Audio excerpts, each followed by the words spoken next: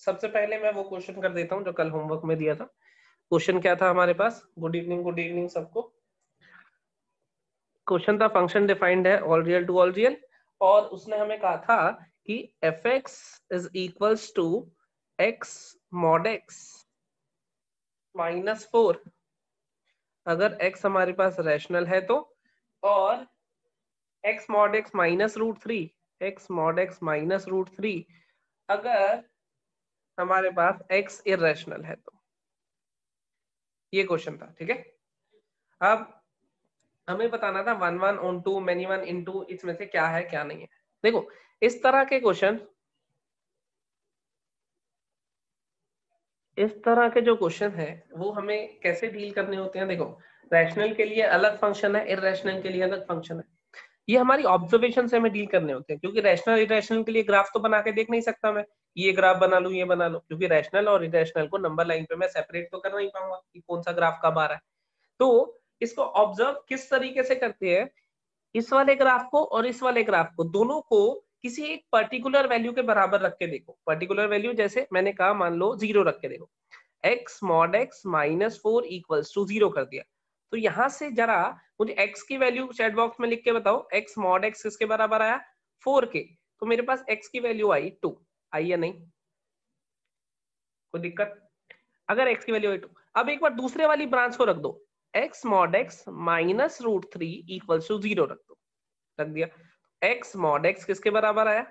√3 के बराबर आया। इसका मतलब x की वैल्यू कितनी आई मेरे पास? x की वैल्यू आई 3 टू दी पावर 1/4। ये रैशनल के लिए सॉल्व कर रहा था क्योंकि ये रैशनल वाली ब्रांच थी, वैल्यू रैशनल आई वैलिड है। ये इररेशनल के लिए इररेशनल आई वैलिड है। तो मैं क्या कह सकता हूँ, f(2) और f(3) की पावर 1/4 हमारे पास 0 आ रहा है। f(2) भी हमारे पास 0 आ रहा है और f(3) की पावर 1/4 भी हमारे पास 0 आ रहा है। f(2) 0 कैसे आ रहा है? क्योंकि यहाँ सब्स्टिट्यूट करूंगा, क्योंकि 2 रैशनल है। 3 की पावर 1/4 इररेशनल है, यहाँ सब्स्टिट्यूट करूंगा 0 आ रहा है। अब दो अलग अलग x के कॉरेस्पॉन्डिंग सेम y आ रहा है, दो अलग अलग x के कॉरेस्पॉन्डिंग सेम y आ रहा है। इसका मतलब क्या होगा मेरे पास? मैनी वन हो गया। तो 1 1 और मैनी 1 में से कौन सा हो गया? मैनी 1 हो गया। अब मुझे पता लगाना है ऑन टू और इनटू में से। अगर कोडोमेन ये गिवन है हमें। पहले मुझे ये बताओ मैनी 1 में किसी को डाउट? ये सिर्फ और सिर्फ इस टाइप के जो क्वेश्चन होंगे ना, इसका और कोई पर्टिकुलर तरीका नहीं है, मैं और किसी तरीके से पता नहीं लगा सकता हूँ। सिर्फ और सिर्फ कैसे पता लगा सकता हूँ? अपनी ऑब्जर्वेशन से। ऑब्जर्वेशन से हमें देखना है कि ये और ये, अब जैसे मैंने 0 का एग्जाम्पल लिया है, ऐसा जरूरी नहीं है कि सभी 0 का ले, सबका अपना अलग एग्जाम्पल भी हो सकता है। क्योंकि हम क्या कहते थे, कोई चीज फॉल्स है तो किसी भी एक एग्जाम्पल के लिए प्रूव कर दो। तो सबसे इजीली दिखने वाला एग्जांपल ये है, इसलिए मैंने ये उठाया है। तुम चाहो कोई और भी ले सकते हो, ठीक है। तो मैंने क्या प्रूव कर दिया, f of this equals to f of this equals to 0। इसका मतलब दो अलग अलग इनपुट के कॉरेस्पॉन्डिंग एक सेम आउटपुट आ रहा है, मैंने कह दिया मैनी वन। अब बात करते हैं ऑन टू या इनटू। ऑन टू इनटू के लिए क्या होता था, रेंज बराबर कोडोमेन होती थी। लेकिन फिर वही बात है कि मैं रेंज तो निकाल ही नहीं पाऊंगा, क्योंकि रैशनल इररेशनल के लिए अलग अलग है, और मैं ना ग्राफ देख सकता हूँ ना ही पर्टिकुलरली ऑब्जर्व कर सकता हूँ रेंज किसी तरीके से। तो अब देखो इसको थोड़ा और ध्यान से देखना, कैसे ऑब्जर्व करेंगे। x -√3 ये फंक्शन था when x belongs to does not belongs to rational के लिए। तो यहाँ पे क्या करो, जैसे वहां आउटपुट में 0 लिया था, यहाँ पे इनपुट में 0 ले लो। इनपुट में 0 लोगे तो कितनी वैल्यू आ रही है? -√3। तो क्या ऑब्जर्व करो कि आउटपुट, अगर मैंने इनपुट को 0 लिया तो आउटपुट क्या आ रहा है? -√3। तो एक बार क्या करो, इस ब्रांच को x√x -√3 को बराबर रख दो -√3 के, ठीक है। तो मैं क्या कह रहा हूँ, x√x को बराबर रख दिया -√3 के। एक बार x mod x -4 को बराबर रख दिया -√3 के। एक बार क्या करा, पहली ब्रांच को रख दिया, दूसरी ब्रांच को, दोनों को किसके बराबर रखा है मैंने? -√3 के। और -√3 डिसाइड कैसे करा? x को 0 डाल, वो तुम कोई और एग्जांपल भी ले सकते हो, मैंने एक एग्जांपल दिया रैशनल। तो यहां से x mod x मेरे पास कितना आया? 0। तो यहां से x मेरे पास आया 0, तो मैं क्या कहूंगा, विच इज नॉट पॉसिबल। क्यों? क्योंकि ये जो ब्रांच में डील कर रहा था, ये ब्रांच किसके लिए थी? ये जो ब्रांच में डील कर रहा था, ये ब्रांच किसके लिए थी? इररेशनल के लिए। लेकिन मेरा जो आंसर आया वो 0 आया, इसका मतलब ये तो पॉसिबल नहीं है। अब दूसरी ब्रांच डील करता हूँ, x बिलोंग टू रैशनल के लिए, ये वाली ब्रांच थी।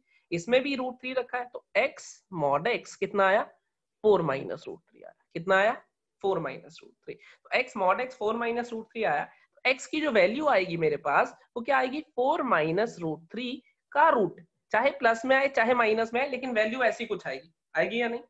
और अगर ये ऐसी मान लो भी प्लस वाली ऐसी ले रहा हूं तो ये x इज क्या है इररेशनल आ गया मेरे पास, which is not possible again, क्योंकि ये जो ब्रांच में सॉल्व कर रहा था किसके लिए सॉल्व कर रहा था, मैं रैशनल के लिए सॉल्व कर रहा था, लेकिन x की जो वैल्यू मिली वो इररेशनल मिल गई। यहाँ पे इररेशनल के लिए सॉल्व कर रहा था, x की जो वैल्यू मिल गई रैशनल मिल गई। इसका मतलब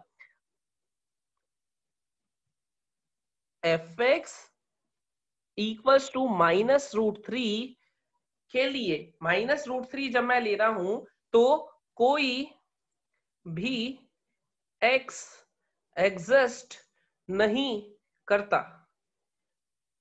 इस आउटपुट के लिए कोई भी x मतलब इस y के लिए कोई भी x एग्जिस्ट नहीं करता, क्योंकि मैंने y को क्या लिया, ये लिया दोनों साइड। एक बार इसके लिए निकाला क्या आ गया नॉट पॉसिबल, एक बार इसके लिए निकाला क्या आ गया नॉट पॉसिबल। इसका मतलब हम ये कह रहे हैं कि जब मेरे पास y √3 होगा उसके कॉरेस्पॉन्डिंग कोई भी x एग्जिस्ट नहीं करेगा। तो जब y माइनस √3 हुआ कोई एग्जिस्ट नहीं करा x, इसका मतलब इस y को कोई भी x नहीं मिल रहा। इसका मतलब क्या है, इस y को कोई भी x नहीं मिल रहा।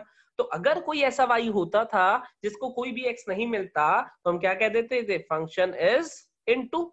अगर मेरे पास कोई भी ऐसा y होता था जिसको कोई x नहीं मिल रहा तो हम फंक्शन को क्या कह देते थे कि फंक्शन इज इनटू। मेरे ख्याल से पॉइंट क्लियर हो गया होगा। ये ना तो हमने डोमेन निकाली, ना तो हमने रेंज निकाली, ना ही हम इसका ग्राफ बना सकते हैं। तो ये थोड़ा डिफरेंट क्वेश्चन है, इसलिए मैंने आपको ये क्लास में ही करा दिया। वैसे होमवर्क में भी दिया था, कुछ लोगों ने दिमाग चलाया होगा। अब मुझे चैट बॉक्स में लिख के ये बताओ किस किस का ये क्वेश्चन एग्जैक्टली सही है, जिन्होंने तुक्का नहीं मारा था लेकिन एग्जैक्टली इसी अप्रोच से या ऐसे मिलती जुलती अप्रोच से करा था। चैट बॉक्स ओपन है, चैट बॉक्स में लिख के बताओ। किसी का भी पूरा सही नहीं है, किसी के कुछ मिस्टेक कर दी, किसी का सिर्फ मैनिवन वाला है। साक्षी पूछ रही है कि इसमें जैसे √3 माइनस √3 लिए वो 4 इसमें भी डाल के ले सकते हैं। अगर मान लो इसके कॉरेस्पॉन्डिंग लूंगा मैं -4 तो x इक्वल्स टू 0 पे मुझे मिल ही जाएगा। साक्षी x इक्वल्स टू 0 पे -4 इसका आउटपुट मिल ही जाएगा, लेकिन मैं कौन सी वैल्यू ढूंढ रहा हूँ जिसमें आउटपुट ना मिले, ताकि मैं फंक्शन को क्या कह दूं, इनटू कह दूं। एग्जाम्पल मैं वो ढूंढूंगा हमेशा, तभी मैंने क्या करा, इररेशनल वाले में एक रैशनल वैल्यू डाल के निकाला, इररेशनल वाले में एक रैशनल वैल्यू डाल के निकाला, जो कि मैंने इधर भी ऑब्जर्व करा कि मुझे ना इधर मिलेगा ना ही इधर मिलेगा। पॉइंट क्लियर हुआ? चलो अब इसकी वीडियो जब देखोगे एक बार फिर से समझने की कोशिश करना। आगे चलते हैं जिंदगी में। तो हम बात कर रहे थे 1 1 on 2 into ये सब की, है ना। तो कल आप लोगों की छुट्टी है, छुट्टी है मतलब कल डाउट क्लास है सिर्फ। तो डाउट क्लास के लिए डोमेन रेंज के जो क्वेश्चंस होंगे वो, प्लस जो बाकी भी और कोई क्वेश्चन सॉल्व कराना चाहता हो अमित सर को भेज देना, अमित सर डाउट क्लास में सॉल्व कर देंगे, ठीक है। उसके अलावा परसों टेस्ट है तुम्हारा। टेस्ट में अभी तक कंपटीशन वाला कुछ नहीं डाला, डाला भी होगा तो हल्की फुल्का सा क्वेश्चन डाला होगा, कोई खास क्वेश्चन डाला नहीं। अगले टेस्ट में डालूंगा ऑड इवन डोमेन रेंज और पीरियोडिक ये वो सब, ठीक है। तो पहले हम बात करते हैं, कल हम बात कर रहे थे पीरियोडिक फंक्शन की। तो पीरियोडिक फंक्शन पे चलने से पहले आज बात करते हैं हम एक्सटेंशन ऑफ डोमेन। कल मैंने बताया था ना कि हम एक्सटेंशन ऑफ डोमेन पढ़ेंगे, तो पहले उसकी बात करते हैं कि एक्सटेंशन ऑफ डोमेन है क्या।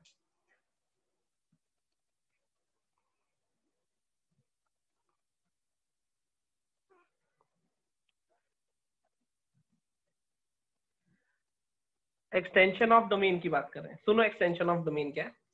अब अगर याद हो तो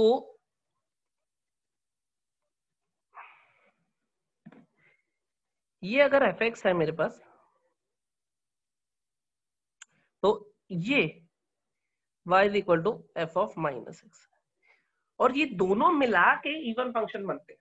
मान लो ये ब्रांच 1 है, ये ब्रांच 2 है, तो अगर मैं कहूं ब्रांच 1 क्या ये इवन फंक्शन है? अगर ब्रांच 1 की बात करूं क्या ये इवन फंक्शन है? ये सुनो चैट बॉक्स में लिखो।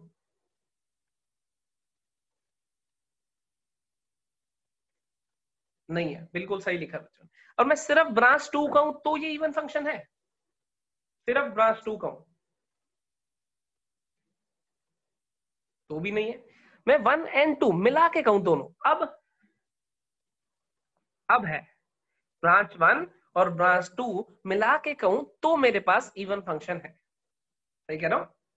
ब्रांच 1 और ब्रांच 2 मिला के कहूं तो इवन फंक्शन है, क्योंकि दोनों ग्राफ जब इकट्ठे मिल जाएंगे तो सिमेट्री कब हो, सिर्फ ये या सिर्फ ये हमारे पास इवन फंक्शन नहीं है, दोनों मिला के। ऐसे ही ये और ये ब्रांच 1 ये branch 2, 1 and 2 combinedly are odd function.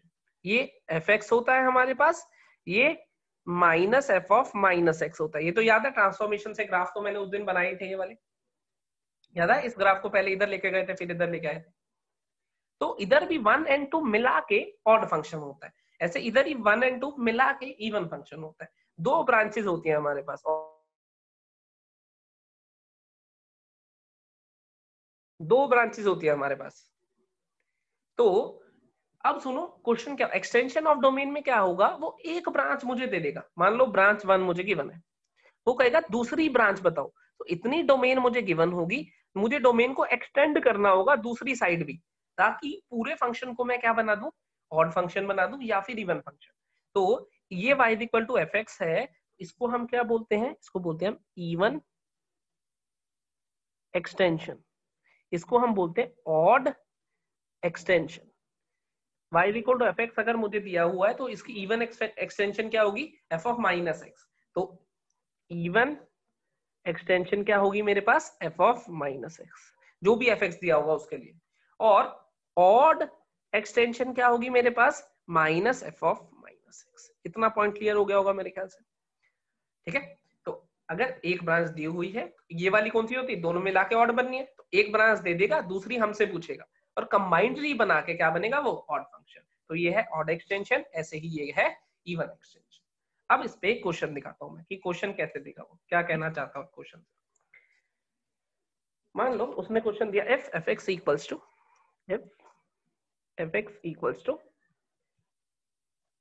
X cube plus X square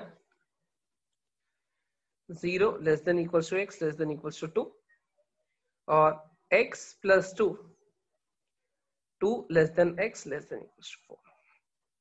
ये उसने fx दे दिया मुझे, उसने कहा ये fx है हमारे पास, और हमें बताना है कि find even and odd extension. इसकी इवन एक्सटेंशन और इसकी ऑड एक्सटेंशन दोनों चाहिए, ठीक है। समझ गए क्वेश्चन क्या है। क्वेश्चन में उसने हमें ये दे दिया फंक्शन, उसने कहा है कि इसकी इवन एक्सटेंशन बता दो और ऑड एक्सटेंशन बता दो। देखो तो सबसे पहले मैं क्या लिखता हूँ, इवन एक्सटेंशन। तो इवन एक्सटेंशन क्या होगी मेरे पास, f ऑफ माइनस एक्स।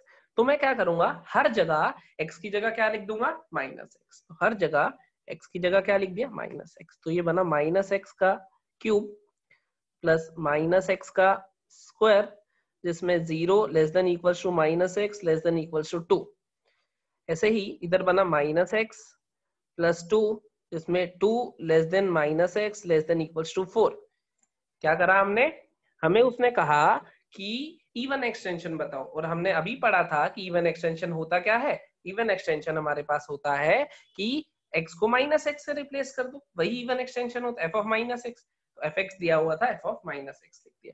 तो ये बना क्या मेरे पास, ये बना minus x cube plus X square, जिसमें अब इसको माइनस से मल्टीप्लाई करूंगा तो इनइक्वालिटी रिवर्स हो जाएगी। तो क्या लिखूंगा, -2 से x 0 तक होगा।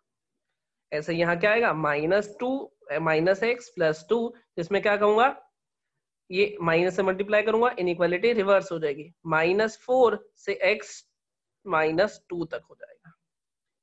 ये तो तुम्हें पता है ना, माइनस से मल्टीप्लाई करके इनइक्वालिटी रिवर्स हो जाती है, तो बचपन में ही पढ़ लिया था हमने।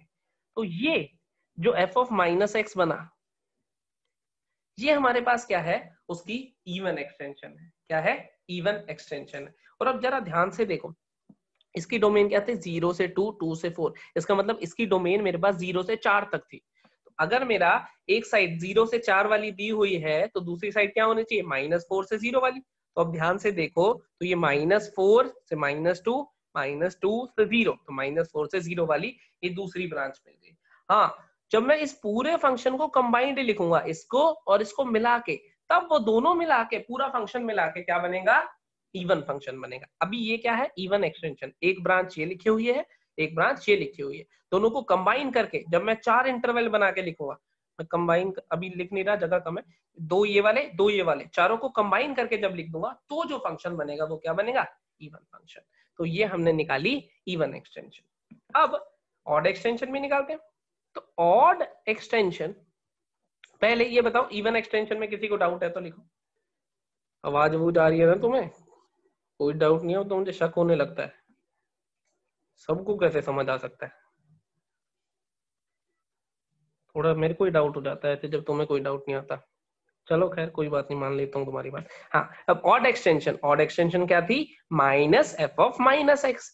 तो minus F of minus x के लिए एफ ऑफ माइनस एक्स अभी निकाला था, ये क्या निकाला हुआ मैंने, एफ ऑफ माइनस एक्स। तो मैं पहले क्या कर रहा हूँ, एफ ऑफ माइनस एक्स से लिख रहा हूँ, यही वाला same, minus x cube plus X square, जिसमें हम कह रहे हैं कि -2 से लेके x 0 तक होगा, और माइनस एक्स प्लस 2 जिसमें हम कह रहे हैं -4 से x -2 तक होगा। पहले मैंने वही कॉपी करा इधर बस, क्योंकि मुझे चाहिए क्या है, minus F of minus x. तो अब जरा इस वाले माइनस का मतलब बताओ मुझे, इस वाले माइनस का मतलब, इसका मतलब होता है आउटपुट नेगेटिव हो गया लेकिन इनपुट में कोई चेंज नहीं आया। तो minus F of minus X का मतलब क्या होगा, आउटपुट को माइनस से मल्टीप्लाई कर दो। तो आउटपुट को माइनस से मल्टीप्लाई करोगे क्या आएगा, x cube minus x square. लेकिन डोमेन में कोई चेंज नहीं है क्योंकि एक्स में तो ट्रांसफॉर्मेशन है ही नहीं वो। ऐसे ये क्या बनेगा, x -2 और -4 से x -2। सिर्फ क्या करा, आउटपुट जो एफ ऑफ माइनस एक्स पहले लिखा हुआ था, एफ ऑफ माइनस एक्स पहले लिखा हुआ था, एक माइनस मल्टीप्लाई कर लिया। और ये बाहर माइनस मल्टीप्लाई करने का मतलब क्या होता है, आउटपुट में चेंज है, इनपुट में कोई चेंज नहीं है। तो बाहर माइनस मल्टीप्लाई करा तो आउटपुट में मल्टीप्लाई करा, डोमेन सेम रखी। सेम किसके वाली, एफ ऑफ माइनस एक्स वाली। तो ये क्या बन गया, माइनस से मल्टीप्लाई करा तो ये प्लस में बना एक्स क्यूब और ये माइनस में बना एक्स स्क्वायर, ये प्लस में बना x और ये माइनस में बना 2, ये सेम कॉपी कर लिया। तो ये मेरे पास क्या बनी, ये मेरे पास बनी उसकी ऑड एक्सटेंशन। तो मैं इसको और fx को कंबाइन करके लिख दूंगा तो क्या बनेगा मेरे पास, ऑड फंक्शन। तो ऑड एक्सटेंशन या इवन एक्सटेंशन, किसी में डाउट तो चैट बॉक्स ओपन है। किसी में डाउट तो चैट बॉक्स ओपन है। 3 तक गिनूंगा फिर से, 1 2 3। किसी ने डाउट नहीं लिखा है तो मान के चलते हैं कि सब क्लियर है। यार मुझे ही डाउट हो रहा है, सच बता रहा हूँ। एक बार लिखना, आवाज आ रही है, वीडियो आ रही है, इसका रिप्लाई देना चैट बॉक्स में, आवाज और वीडियो सब आ रही है। हाँ, इसका रिप्लाई यस सर दे रहे हो, इसका मतलब तुम्हें समझ आ रहा है। ठीक है ठीक है, बस अब मत लिखो, अब मत लिखो। तुम डाउट नहीं पूछते तो मेरे को ही डाउट होने लगता है कि भाई इन सबको कैसे समझ आ रहा है। इतने तेज तो तुम क्लास में नहीं थे जितने तेज ऑनलाइन हो गए हो। लेकिन फिर मुझे याद आता है कि अब ये 11th से 12th में हो गए तो शायद तेज हो गए हो। नहीं नहीं, जानबूझ के नहीं लेने। वो देखो एक बच्चा लिख रहा है, निकम्मा बच्चा मेरा लिख रहा है कि जानबूझ के लिख देंगे एक आधा डाउट आपको खुश करने के लिए। चलो आगे चलते हैं, ठीक है। ये एक्सटेंशन हो गए। तो अब कल हमने बात करी थी पीरियोडिक की, है ना। तो पीरियोडिक फंक्शन हमें पता चल गया था क्या, पीरियोडिक फंक्शन हमें पता चल गया था, प्लस माइनस मल्टीप्लाई डिवाइड रखा होगा तो पीरियड कैसे निकालेंगे ये भी पता चल गया था, है ना। कुछ कुछ मैंने तुमसे पूछा भी था, जैसे मैंने पूछा था कि इसका पीरियड बता दो, तो तुमने इसका पीरियड मुझे 1 बताया, तुमने नहीं बताया था, खैर मैं नहीं बताया था, इसका पीरियड 1 आएगा। कुछ बच्चों ने बता दिया था।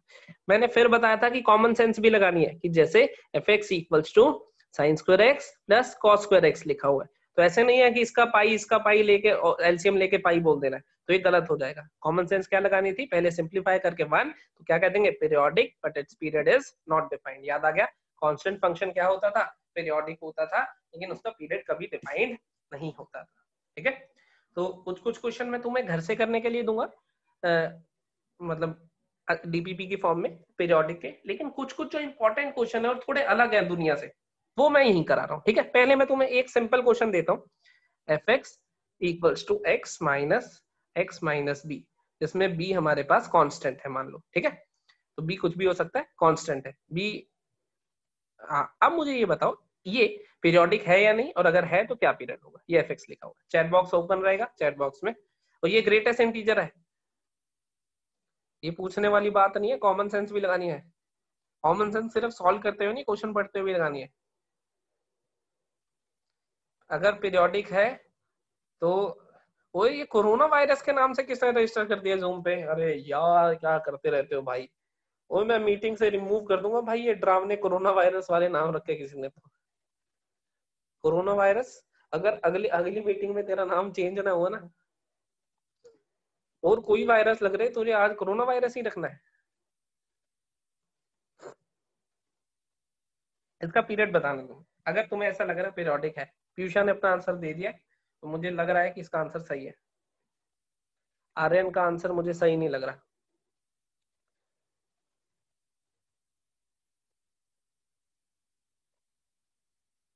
एक और बालक ने नाम अपना अजीब सा लिखा हुआ, उसने भी आंसर दिया सही है। वांके नो भी पता नहीं क्या नाम रख लेते हो यार। तुम्हें अपने माँ बाप के रखे हुए नाम नहीं पसंद आ रहे क्या? मुझे ये बताओ पहले, ये नए नामकरण क्यों कर रहे हो तुम? रिजुल ने सही आंसर नहीं दिया। फिर से 3 तक गिनूंगा, जितने आंसर आ गए मानने जाएंगे, जो नहीं आएंगे नहीं माने जाएंगे। 1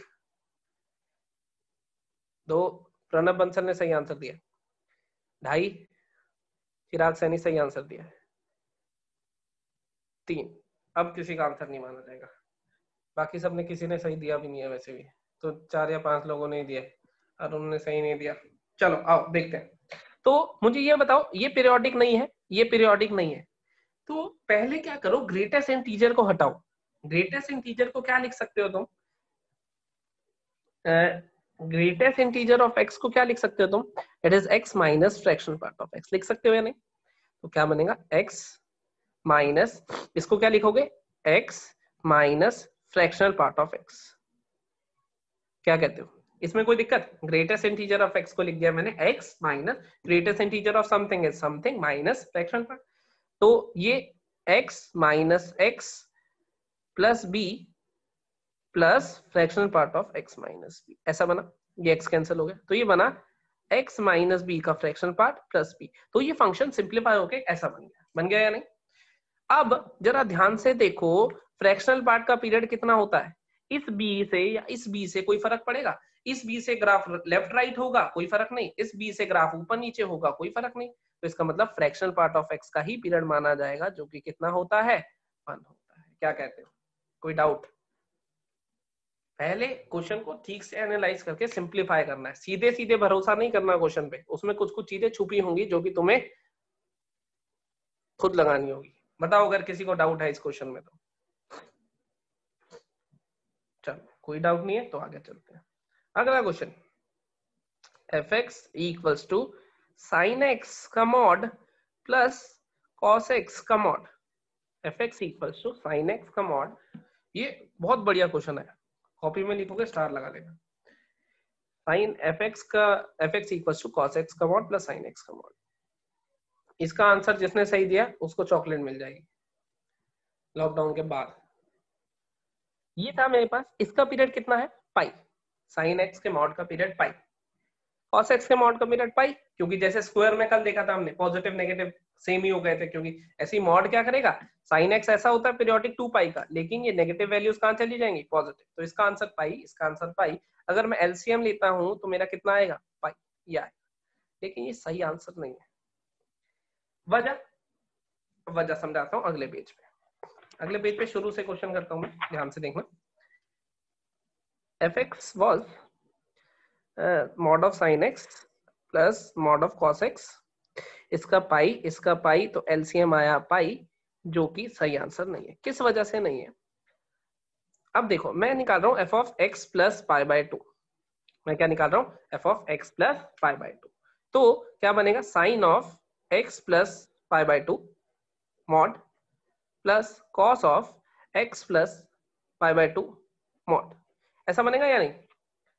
sign of x plus f x ये था, f of x plus pi by 2 निकाला, तो ये बना कॉस एक्स का मॉड, ये बना साइन एक्स का मॉड।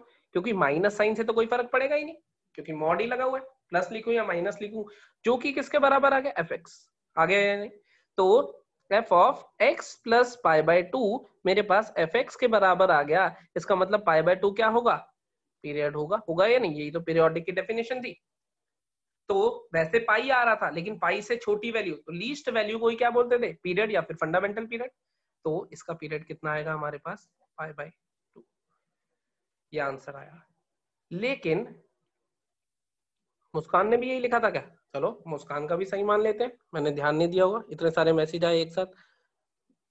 मुस्कान ने भी π/2 लिखा था, मुस्कान का भी सही हो गया। तो अब मुझे तुम्हें रीजन भी बताना है।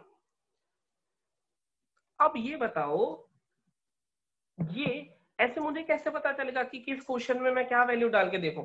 किस क्वेश्चन, ये तो मैंने डाल के देखी, आ गई। पता चलेगा व्हेन फंक्शंस आर इंटरकन्वर्टेबल,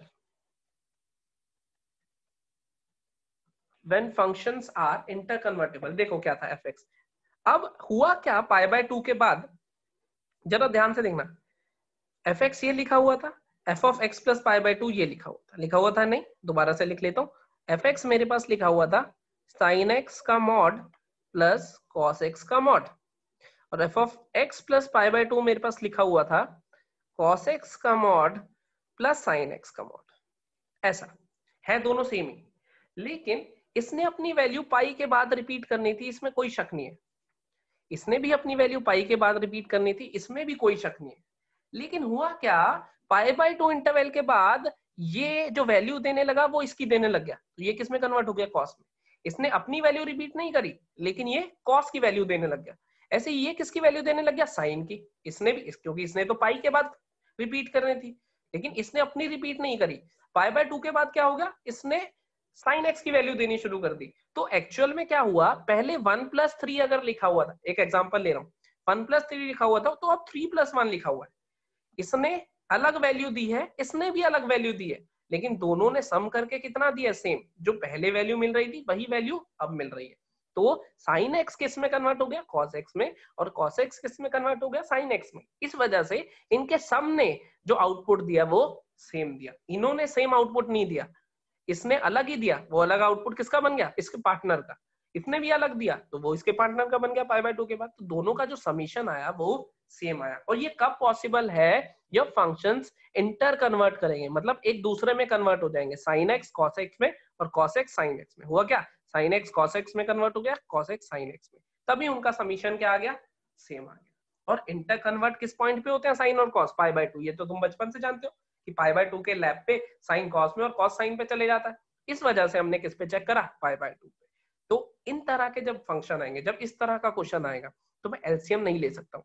मुझे अगर ये इंटर कन्वर्टेबल है, कोई पॉइंट ऐसा है जिसपे ये एक दूसरे में कन्वर्ट हो रहे हैं, तो मुझे उस पर चेक करना होगा कि वो मेरे पास पीरियड है या नहीं। चेक करके अगर पीरियड आया तो पीरियड, अगर नहीं आया तो मैं पाई बोल देता फिर एलसीएम वाले, लेकिन पहले मैं इस पे चेक करूंगा। तो मेरे ख्याल से ये पॉइंट क्लियर हो गया होगा। जब फंक्शंस आपस में इंटर कन्वर्ट होंगे, ये इसकी वैल्यू ये इसकी वैल्यू देगा, समीशन वापसी सेम मिल जाएगा, कितने इंटरवल के बाद, π/2 के बाद। तो इसका एक्चुअल में पीरियड कितना हो जाएगा, π/2। सही है, मेरे ख्याल से ये क्वेश्चन समझ आ गया होगा। लेकिन फिर भी एक एग्जांपल और ले लेता हूँ, ताकि और अच्छे से जो पॉइंट मैं बताना चाह रहा हूँ वो तुम्हें समझ आ जाए। और कुछ पॉइंट किसी का रह भी जाएगा तो वीडियो देखना ध्यान से, नहीं तो फिर मुझे व्हाट्सएप कर लेना। एक नया एग्जांपल लेना, f(x) is fractional part of x plus fractional part of x + 1/3 plus fractional part of x + 2/3। जरा ध्यान से देखो इसको और इसका पीरियड बताओ मुझे। ये फंक्शन लिखा हुआ है, इसका पीरियड बताना है ध्यान से। अब एक्चुअल में अगर मैं देखूं, इसका पीरियड 1, इसका पीरियड 1, इसका पीरियड 1, एलसीएम होना चाहिए 1, लेकिन एलसीएम 1 है नहीं, मतलब एलसीएम तो 1 है लेकिन पीरियड 1 नहीं।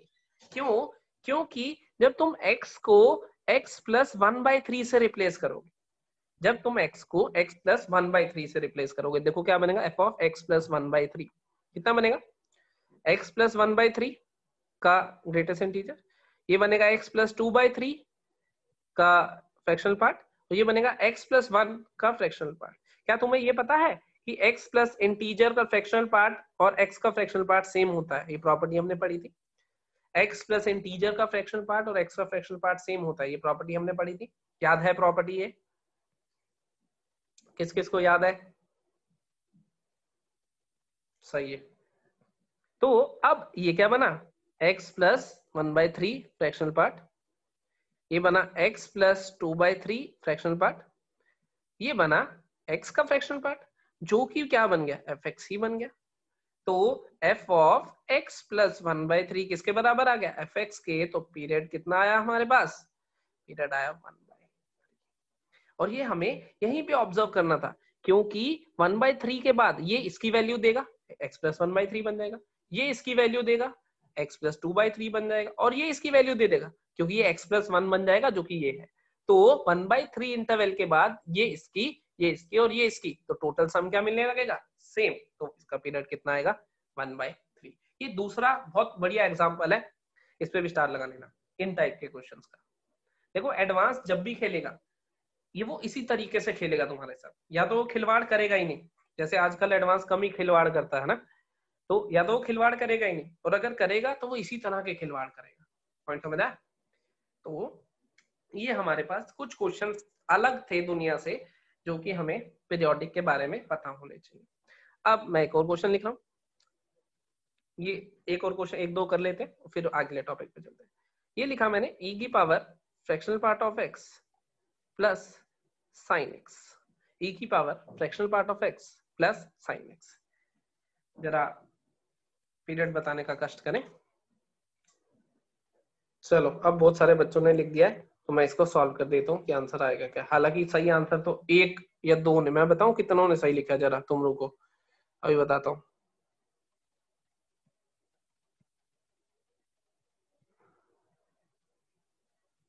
एक बालक ने सही लिखा है, दो बालकों ने सही लिखा है, सिर्फ एक ने तो अभी अभी लिखा है,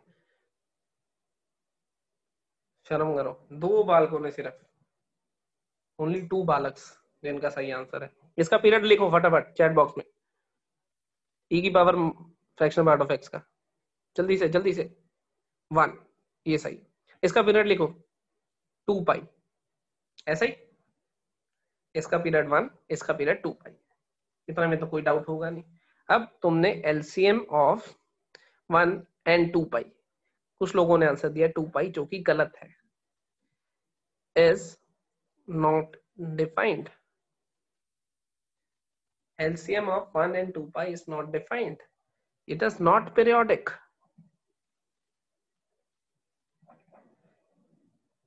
LCM of 1 and 2 pi is not defined. क्यों कह रहा हूं मैं ऐसा, कुछ लोग समझ पाए होंगे कि मैंने क्यों ऐसा कहा। कितने लोग समझ पाए हैं, क्योंकि हमारे पास 1 is rational and 2 pi is irrational.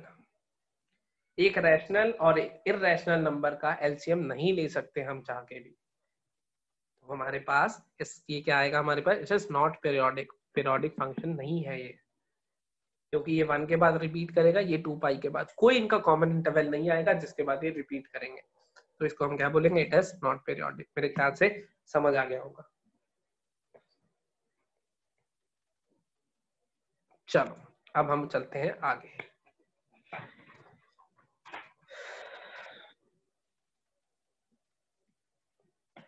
ये बताओ स्पीड वीड ये सब सही लग रहा है तुम्हें, किसी को स्पीड ज्यादा कम या कुछ तो नहीं लग रही, किसी को स्पीड ज्यादा कम या कुछ ऐसा लग रहा है, लग रहा हो तो मुझे व्हाट्सएप या कॉल कर लेना।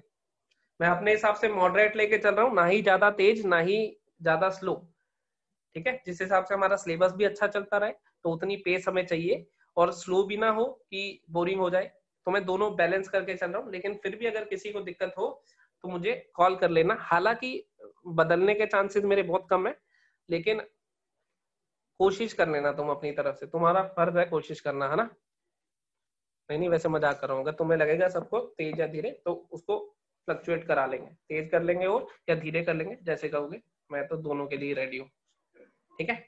अगले टॉपिक पे बढ़ जाऊं मैं। अगला टॉपिक बढ़िया टॉपिक आने वाला है। अगला टॉपिक है अपना कॉम्पोजिट फंक्शन।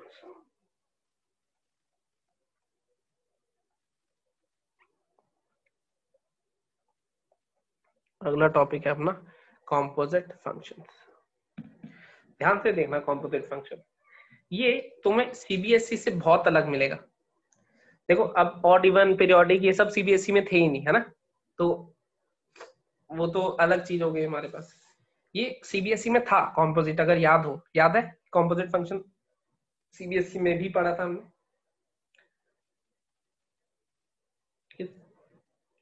किस किस को याद है?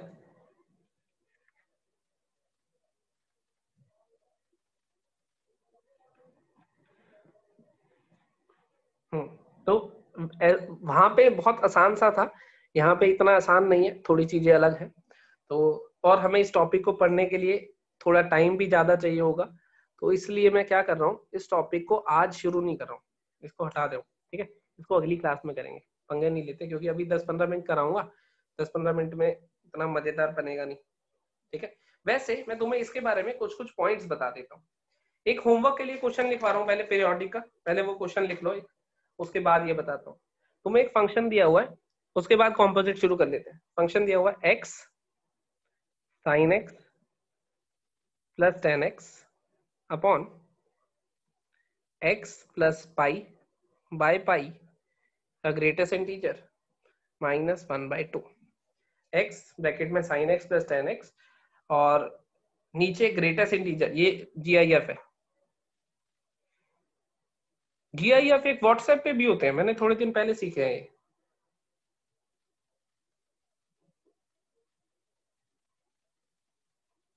ये क्वेश्चन है, तुम्हें बताना है ऑड या इवन। ये क्वेश्चन है, तुम्हें बताना है ऑड या फिर इवन। क्या एक काम कर रहे हैं, 2 या 3 मिनट का टाइम है, इसको करो। लो, कुछ लोगों को क्लियर नहीं दिख रहा तो कार्डबोर्ड पास ले आए, जल्दी से लिख लो। F x equal to x bracket में sine x plus ten x, नीचे बॉक्स में लिखा हुआ x plus pi by pi minus half, ठीक है। उसके बाद हम लोग स्टार्ट करेंगे कॉम्पोजिट फंक्शन, कर ही लेते हैं, जितना आज हो जाएगा अच्छी बात है, क्योंकि इसके लिए हमें कम से कम 1.5 घंटा चाहिए, तो हम थोड़ा आज कवर करते हैं, थोड़ा अगले में। कुछ बच्चों ने आंसर देना शुरू कर दिया, चलो। कुछ बच्चे नॉन पीरियोडिक कह रहे हैं, वो तो गलत कह रहे हैं, ठीक है छोड़ो। अभी तुम्हारे मिक्स आंसर आ रहे हैं, कोई ऑड कह रहा है, कोई इवन, कोई कह रहा है दोनों में से कुछ नहीं है, तो तुम ये अटेम्प्ट करना आराम से, ठीक है। पहले मैं इस पे आ जाता हूँ, ये तुम टाइम यूटिलाइज करना घर पे अपना, हम इस पे आ जाते हैं, ठीक है। कॉम्पोजिट फंक्शन क्या होता था, यहाँ से या अगर कोई फंक्शन f डिफाइंड है, यहाँ से या कोई फंक्शन g डिफाइंड है, ये सेट a है, ये सेट b है, ये सेट c है, यहाँ से या फंक्शन f डिफाइंड है, तो ये x होगा, यहाँ जाके क्या बन जाएगा, fx बन जाएगा या नहीं। ये fx g के इनपुट में जाएगा, तो यहाँ जाके क्या बन जाएगा, g ऑफ fx बन जाएगा। हालांकि कॉम्पोजिट की कुछ कुछ चीजें तुम्हें पता है, ये वही फोटो है जो मैंने पहले भी बनाई थी, तो ये g ऑफ f ऐसे रिप्रेजेंट करते हैं, या फिर g ऑफ fx ऐसे रिप्रेजेंट करते हैं। तो कुछ कुछ चीजें जो तुम्हें पता है उन्हें रिपीट ना करते हुए, क्योंकि अभी थोड़े ही दिन पहले हमने पढ़ा, तो उन्हें रिपीट नहीं कर रहा हूँ, बाकी चीजें बता देता हूँ, ठीक है। तो ये g ऑफ f का बेसिक मतलब क्या होता था, एक फंक्शन के इनपुट में दूसरा फंक्शन आता था, ये उसकी फोटो होती थी। x पहले f फंक्शन अप्लाई होता था, वो बनता था हमारे पास। वीडियो क्लियर दिख रही है, एक बार यस या नो लिखना बेटा। वीडियो ध्रुव, हाँ बाकी सबको क्लियर दिख रही है, तो इसका मतलब तुम्हें नहीं दिख रही होगी, एक या दो बच्चे लिख रहे हैं नहीं क्लियर दिख रही, बाकी सबको क्लियर है, इसका मतलब तुम्हारा कुछ गड़बड़ होगा नेटवर्क में। फिर भी मैं एक बार कैमरे का फोकस जाके वापसी सेट करके आता हूँ, 1 सेकंड रुको, अगर तुम्हें ऐसा लग रहा है तो।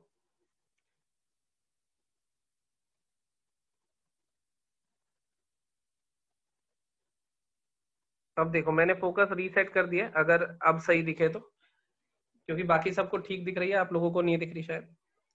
हाँ, तो मैं बात कर रहा था कॉम्पोजिट फंक्शन, तुम्हें पता है, ये पता है ना, कि अगर मेरे पास एफ एक्स मान लो मॉड एक्स है, और जी एक्स मान लो साइन एक्स है, तो एफ ऑफ जी एक्स क्या होगा, एफ ऑफ जी एक्स हमारे पास होगा, एफ पे इनपुट में जी एक्स दे दो, तो एफ की जगह पे जी एक्स लिख दो, क्या बनेगा, साइन एक्स का मॉड।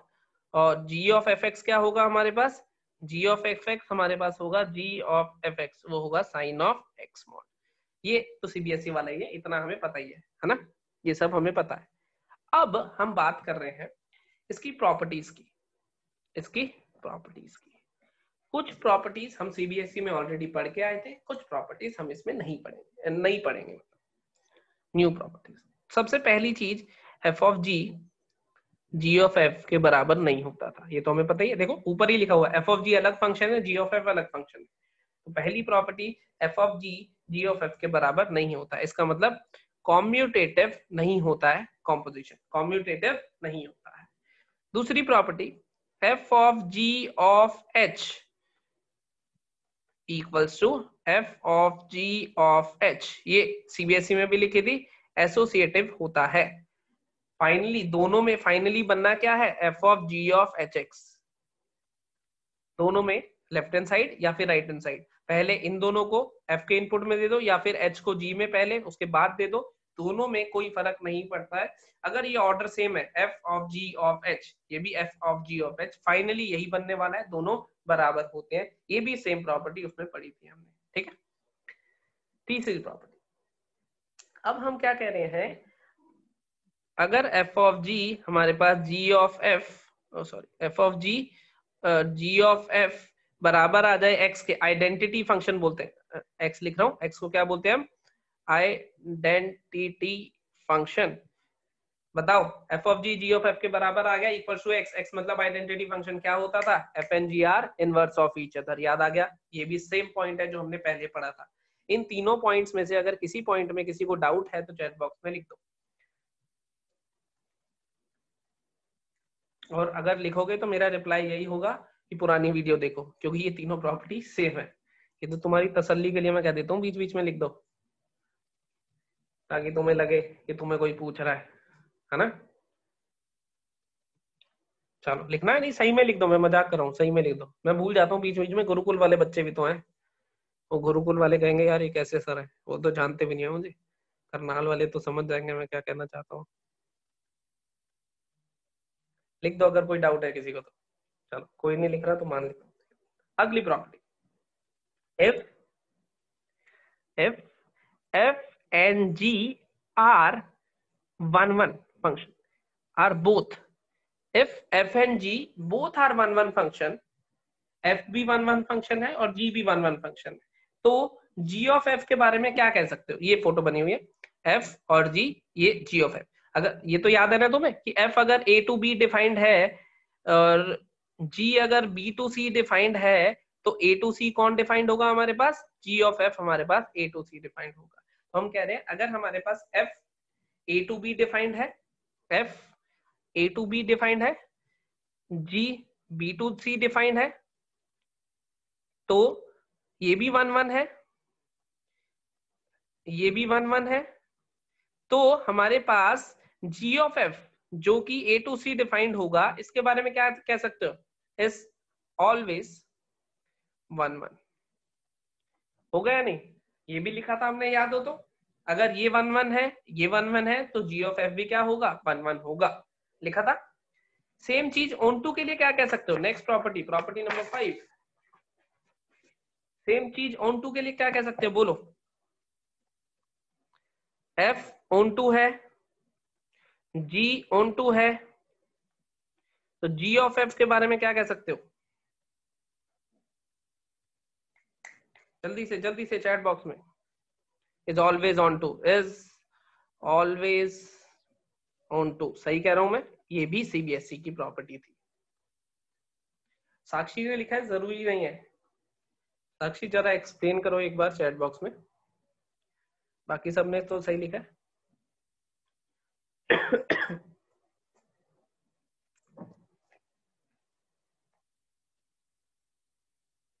समझ आ गया, चलो बढ़िया, अगर f ऑन टू है, g भी ऑन टू है, तो ये भी ऑलवेज ऑन टू होगा, बहुत बढ़िया बात है, समझ आ गया। तो चलो, तो दोनों 1 है तो ये 1 होगा, दोनों ऑन टू है तो ये ऑन टू। अब मैं सीबीएसई से बाहर निकल रहा हूँ, अब मैंने इनको वाइसा वर्सा पूछ रहा हूँ तुमसे, 6 प्रॉपर्टी।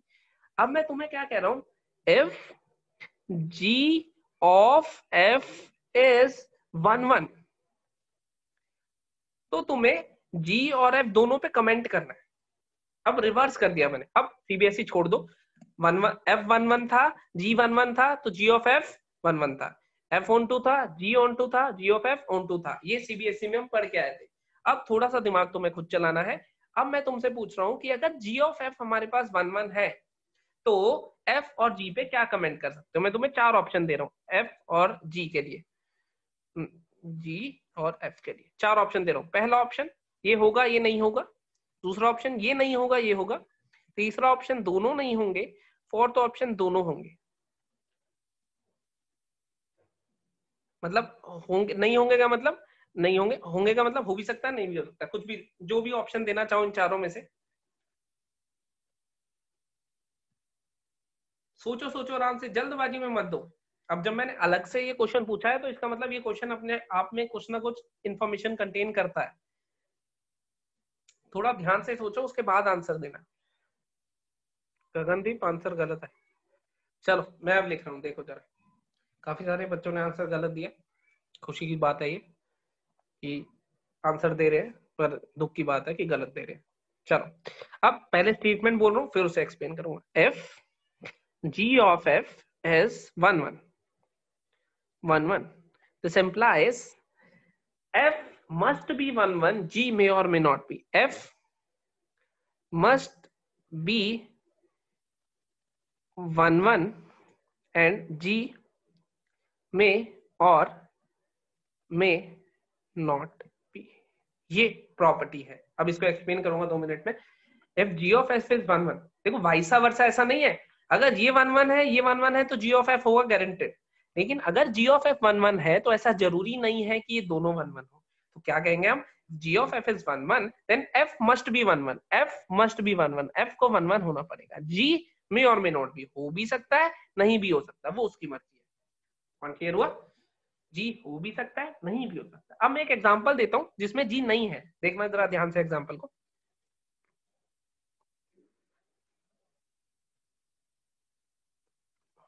ये ए सेट था, ए बी सेट था। ए से बी कौन डिफाइंड होता है? एफ, जो हमने फोटो बनाई थी। 1 2 3 4, और यहाँ पे लिया मैंने 1 2 3 4 5। ठीक है, इनको लिंक कर रहा हूँ। बहुत सिंपल सा डायग्राम बना देता हूँ, टेढ़ी मेढ़ी लाइन ना खींच के सीधी लाइन खींच देता हूँ। अब मुझे जरा इस फोटो से देख के बताओ F11 है या नहीं है। जो मैंने फोटो बनाई है उसमें तुम्हें क्या दिखाई दे रहा है? F11 है या नहीं है? है ना? बिल्कुल सही दिखाई दे रहा है। अब इसकी फोटो बना रहा हूं। ये B to C हमारे पास G फंक्शन था, एक था या नहीं? G में मैंने लिया 1 2 3 4 5, और इसकी भी लाइंस बना देता हूँ। 1 1 से लिंक्ड है, 2 2 से लिंक्ड है, 3 3 से लिंक्ड है, 4 4 से लिंक्ड है, और 5 5 से लिंक्ड है। मान लो मैंने कह दिया 5 5 से लिंक्ड है। अच्छा, एक और एलिमेंट लेना पड़ेगा मुझे, क्योंकि मैं ये दिखाना चाहता हूँ जी नहीं। यहाँ पे एक से 6 और ले रहा हूँ, देखो ध्यान से। यहाँ पे 6 और ले रहा हूँ, ये ऐसे बना दिया ये। तो पहले f देखते हैं। f हमारे पास यहाँ से यहाँ फंक्शन है। F11 है या नहीं, इसको 6 तक ले लेना। ठीक है, ये नया b लिया मैंने। F11 है या नहीं, पहले ये लिखो। f तो 1 1 है। f के लिए ये मत देखो, सिर्फ इतना देखो, f के लिए है या नहीं? बिल्कुल है। अब g के लिए इतना देखो। g के लिए g हमारे पास 1 1 नहीं है। अब मैं जरा वो बनाता हूं जिसकी हम बात कर रहे थे। किसकी बात कर रहे थे हम? a to c की, जो कि हमारे पास g ऑफ f बनने वाला है। वो क्या बनेगा? 1 2 3 4, 1 2 3 4। यहां से 1 चलेगा, आउटपुट 1 1। यहां से 2 चलेगा 2, यहां से 3 चलेगा 3, यहां से 4 चलेगा 4। ये g ऑफ f बनेगा, बनेगा या नहीं? g ऑफ f में इस 5 और 6 का तो कोई जिक्र ही नहीं आएगा, क्योंकि g of f to a to c defined था। c में एक 5 भले ही और लिख लो, क्योंकि c में 5 था हमारे पास। g ऑफ f 1 1 है या नहीं इस फोटो के हिसाब से? है। f है, लेकिन g तो नहीं है। क्या कहते हो? इसका मतलब f ऑफ g 1 1 है अगर, तो इसका मतलब f का होना जरूरी है, g हो या नहीं हो। जैसे इस क्वेश्चन में g नहीं था, तब भी ये तो 1 1 हो जाएगा। पॉइंट समझ आ गई? ये एग्जांपल ध्यान से देखो। f 1 1 है, g नहीं है, लेकिन ये मिल गया। तो ये अगर 1 1 मिल रहा है तो इसका मतलब f 1 1 होना जरूरी है। g नहीं भी होगा तो भी तो ये 1 1 मिल रहा है, तो g होना हो कोई फर्क नहीं पड़ता। तो हम क्या कह रहे हैं, f of g अगर 1 1 है तो f मस्ट बी 1 1, g मे और may not be. Point clear हो गया? ये इसका एग्जांपल है, एक बार खुद से भी कॉपी पे ड्रॉ करके देखना जब वीडियो देख रहे होगे, ठीक है? तो खुद से भी नया एग्जांपल भी बना सकते हो, ऐसा नहीं है सिर्फ यही एग्जांपल है। फिर उसका जो प्रॉपर्टी नंबर क्या थी, ये प्रॉपर्टी नंबर 6 थी। अब मैं तुमसे प्रॉपर्टी नंबर 7 के थ्रू वही पूछ रहा हूँ, सेम चीज। जी ओ एफ मैंने कह दिया कि ऑन टू है, जी ऑफ एफ क्या कह रहा हूं मैं, ऑन टू है। अब जी और एफ पे तुम्हें फिर से बताना है कि कौन होना चाहिए और कौन नहीं। फिर से ऑप्शन दे रहा हूँ, पहला ऑप्शन जी और एफ के लिए दोनों होने चाहिए, जरूरी है, ये होना चाहिए ये नहीं। तीसरा ऑप्शन ये नहीं ये होना चाहिए। चौथा ऑप्शन ये भी नहीं ये भी नहीं। फिर से सोचो थोड़ा ध्यान से और फिर आंसर देना। फिर से ध्यान से सोचो और फिर आंसर देना। काफी सारे बच्चों ने आंसर दे दिया।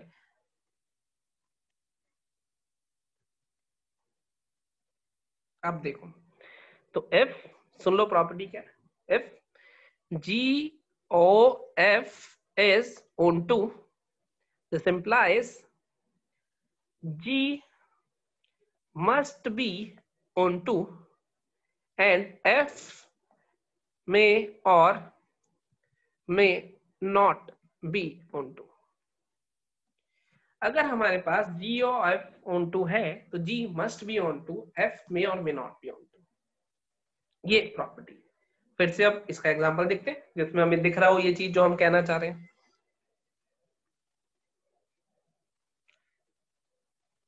मैंने कहा ये F, ये A था, ये B था। एलिमेंट ले लेता हूँ फिर से 1 2 3 4 और यहाँ पे ले लेता हूँ 1 2 3 4, ऐसा है, ठीक है? तो मैंने F दे दिया ये 1 पे 1, 2 पे 2, 3 पे 3, 4 पे भी 3, ऐसा दे दिया। F on 2 किसी को दिखाई दे रहा है कि F on 2 है? ऐसा तो नहीं दिख रहा होगा ना, F हमें दिखाई दे रहा है, on 2 नहीं है इस फोटो के हिसाब से। फिर मैं एक G डिफाइन करता हूँ, G डिफाइन करता हूँ B से C 1 2, अच्छा B सेट ये दोबारा बना लिया, वो एक ही है, वो फोटो में अलग दिखाई दे रहा है तुम्हें, 3 4, और C जो सेट है उसमें ले लिया मैंने 1 2 3। तो मैंने 1 को कहा 1 पे चले जा भाई, 2 को कहा 2 पे चला जा भाई, 3 और 4 दोनों को 3 पे भेज दिया। ये मेरे पास G है। अब इस टाइम तुम्हें दिखाई दे रहा है कि F of G of F, तो मैं G ऑफ F बनाऊं, GOF जो कि सेट A से सेट C में बनेगा। A में कौन है 1 2 3 4 है और C में कौन है 1 2 3 है, ठीक है? तो 1 का आउटपुट 1 आया, फिर 1 पे लिंक हुआ तो ये आया 1 पे, 2 2 पे 2 2 पे तो ये आया 2 पे, 3 3 पे 3 3 पे तो ये आया 3 पे, 4 3 पे 3 3 पे तो ये आया 3 पे, ये ऐसा बना। अब इस फोटो से तुम्हें दिख रहा है कि ये ऑन टू है, ये ऑन टू है, लेकिन ये ऑन टू नहीं है। तो हम क्या कह रहे हैं कि जी ऑफ एफ अगर ऑन टू होगा तो वो ऐसा भी हो सकता है कि एफ ना हो लेकिन जी हो, लेकिन जी को होना जरूरी है। हमने उसी का एग्जांपल बनाया और प्रॉपर्टी भी यही लिखी है, क्या लिखी है, g of f is on to then this implies g must be on to, f may और मे नॉट बी। मेरे ख्याल से ये प्रॉपर्टी समझ आ गई होगी। एग्जाम्पल फिर से बना के देखना, थोड़ा एनालाइज करना, समझ आ जाएगी। अब पर इसको याद नहीं रखना है, अभी रट्टा नहीं मार लेना है कि किस 1 1 में क्या था 1 2 में क्या था। अब देखो इसका शॉर्टकट ट्रिक बता रहा हूँ, शॉर्टकट ट्रिक बता रहा हूँ कैसे याद रखोगे, ठीक है? मैं कह रहा हूँ f of g x is 1 1। 1 1 का लेना देना किससे होता है, इनपुट से या आउटपुट से? 1 1 का लेना देना किससे होता है, इनपुट से या आउटपुट से? इनपुट के कॉरेस्पॉन्डिंग एक आउटपुट मिले, यही कहते हैं 1 1 में। और अगर मैं कहता हूं f of g x is on to, तो ऑन टू का लेना देना किससे होता है, आउटपुट से। आउटपुट मतलब range, range domain, range domain याद करो, रेंज डोमेन ही तो खेलते थे ऑन टू में। तो इसका लेना देना है, ऑन टू का लेना देना है आउटपुट से, और 1 1 का लेना देना है इनपुट से, क्योंकि एक इनपुट के कॉरेस्पॉन्डिंग एक आउटपुट, ठीक है? अब इसमें आउटपुट कौन डिसाइड कर रहा है, नीचे देखो आउटपुट कौन डिसाइड कर रहा है, एफ या जी? आउटपुट कौन डिसाइड कर रहा है? फाइनली तो एफ डिसाइड कर रहा है जो भी आउटपुट आने वाला है। क्या कहते हैं? आउटपुट कौन डिसाइड कर रहा है फाइनली, एफ या जी? लिखो चैट बॉक्स में।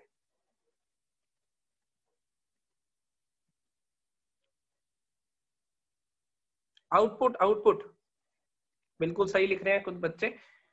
आउटपुट इनमें से एफ बाहर वाला फंक्शन डिसाइड करता है ना, एफ ऑफ जी एक्स में आउटपुट बाहर वाला फंक्शन, जैसे साइन ऑफ मॉड एक्स लिखा हुआ है तो मॉड एक्स की वैल्यू यहां मिलेगी, फिर वो साइन के पास जाएगी, फिर फाइनल आउटपुट कौन देगा? साइन देगा। आउटपुट किस पे डिपेंडेंट है? एफ पे, तो ये इंप्लाई करेगा f must be on to. इसने क्या इंप्लाई करा? F must and g may और मे नॉट बी, क्योंकि इसका आउटपुट ऐसे ये याद रखने का तरीका बता रहा हूँ। एक्चुअल लॉजिक तो मैंने बना के दिखाया फोटो भी, लेकिन अब ये ऐसे थोड़ी पेपर में हम ऐसे बना के देखेंगे, हम सिर्फ ये याद रखने का तरीका। ऑन टू का लेना देना है आउटपुट से, और आउटपुट किस पे है? एफ पे। तो ऑन टू के लिए f must be on to, f must be on to, g may और मे नॉट बी। अब इधर ये क्या है? 1 1 इनपुट, इनपुट जी। जब मैं एक्स की वैल्यू डालूंगा तो वो जी को मिलेगी या एफ को मिलेगी? जब मैं इनपुट डालूंगा तो वो जी को मिलेगी या एफ को मिलेगी? लिखो चैट बॉक्स में। जी को मिलेगी, बिल्कुल सही। तो अगर वो जी को मिल रही है तो ये क्या कहेगा? जी मस्ट बी 1 1 एंड एफ में और में नॉट बी, ऑब्वियसली। समझ गए? ये ट्रिक याद करने की ट्रिक है ये। ऑन टू का मतलब आउटपुट से था, तो आउटपुट कौन दे रहा है? एफ, तो एफ मस्ट बी। इन 1 1 का मतलब इनपुट से था, और इनपुट किसको मिल रहा है? जी को, तो जी मस्ट बी, और दूसरा मे और बी। ये याद करने का तरीका है। सही है। एक्चुअल एक्सप्लेनेशन अभी ऊपर दी थी, डायग्राम से समझाया भी था। ये याद ऐसे रखोगे, क्योंकि पेपर में हमारे पास इतना टाइम नहीं होता कि हम वहां पे एनालाइज करने लगे, वहां पे हम इस तरीके से याद रखेंगे। ठीक है, आज की क्लास हम लोग यहीं स्टॉप कर रहे हैं। एक मैं आपको असाइनमेंट दूंगा, वो असाइनमेंट होगी ऑड इवन और पीरियोडिक फंक्शन में, क्योंकि ऑड इवन कुछ कुछ मैंने अनोखे जो एग्जांपल है अलग टाइप के, वो तो आज कराए हैं। उसके अलावा जो बेसिक वाले हैं, जो मेंस पेपर में या इधर उधर कहीं आते हैं, उस टाइप के मैं आपको डीपीपी के फॉर्म में दूंगा, वो डीपीपी आप लोग सॉल्व करेंगे। ठीक है, और डोमेन और रेंज की डीपीपी में अगर जो भी डाउट्स बचे हैं, वैसे तो अमित सर ने सॉल्यूशन शेयर कर दिए, लेकिन रेंज में कुछ कुछ बच्चों को दिक्कत आ रही है, तो रेंज में जिनको दिक्कत आ रही है, डीपीपी के जो भी क्वेश्चन आपसे नहीं हुए, वो वाले क्वेश्चन आप अमित सर को भेज दो। कल जो डाउट क्लास होगी, अमित सर सॉल्व करके उसको सोचना सिखा देंगे कि कैसे होना है। पॉइंट समझ आ गया? चलो, आज की क्लास हम लोग यहीं रोक रहे हैं। वीडियो एडिट होके आएगी तो मैं शेयर कर दूंगा। ठीक है, वीडियो देखना दोबारा से और नोट्स बनाते रहना साथ साथ। ओके, फिर मिलेंगे। Bye bye.